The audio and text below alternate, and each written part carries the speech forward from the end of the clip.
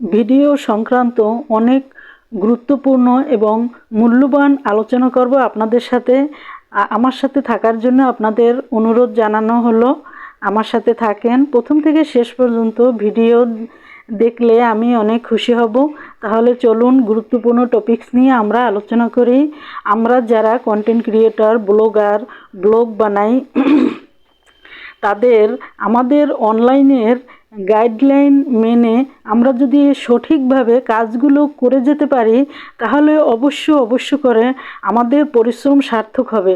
আমরা অনেক কষ্ট করে ভিডিও তৈরি করি এবং আপলোড করি, তাই আমাদের অনেক সচেতনতা অবলম্বন করতে হবে এবং অ্যালার্ট থেকে ভিডিওগুলি যদি আমরা সঠিক নিয়মে আপলোড করতে পারি তাহলে অবশ্য করে আমরা অনলাইন থেকে সফলতা পাব। আমাদের অনেক গাইডলাইন আছে, যেমন আমাদের 2025 সালে যে কন্টেন্ট মনিটাইজেশন প্রোগ্রাম আমরা পেতে যাচ্ছি, ওই প্রোগ্রাম যদি আমরা ধরে রাখি তাহলে আমাদের অনেক রুলস মেনে কাজ করতে হবে।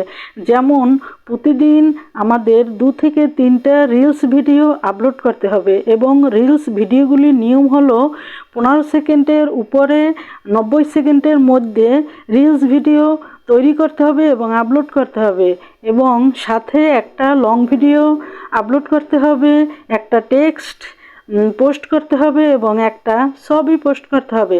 প্রতিদিন নিয়ম মেনে আমরা রুলস মেনে যদি কাজগুলো করি অবশ্য করে একদিন না একদিন আমাদের ভিডিও ভাইরাল হবে এবং ভাইরাল হলেই সেদিন থেকে আমাদের টাকা আর্ন করা শুরু হবে।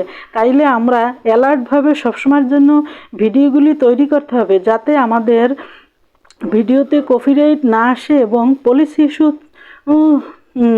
না আসে, সেই দিকে চিন্তা করে তারপর অনেক সাবধানতা অবলম্বন করে ভিডিওগুলি বানাতে হবে। যেমন অন্যের ভিডিও কপি করে আমাদের ফোন থেকে আপলোড করা যাবে না, এবং আমাদের আমরা যে ক্যাপশন ইউজ করি ওই ক্যাপশনটা যেন ভিডিও রিলেটিভ ক্যাপশন হয় এবং কিছু হ্যাশট্যাগ ইউজ করতে হবে।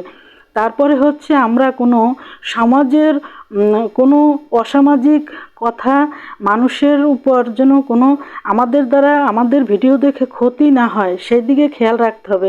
আমাদের শিক্ষণীয় ভিডিও বানাতে হবে, আমাদের ভিডিও দেখে যেন মানুষ কিছু শিখতে পারে, জানতে পারে, সেই বিষয় মাথায় রেখে করতে হবে।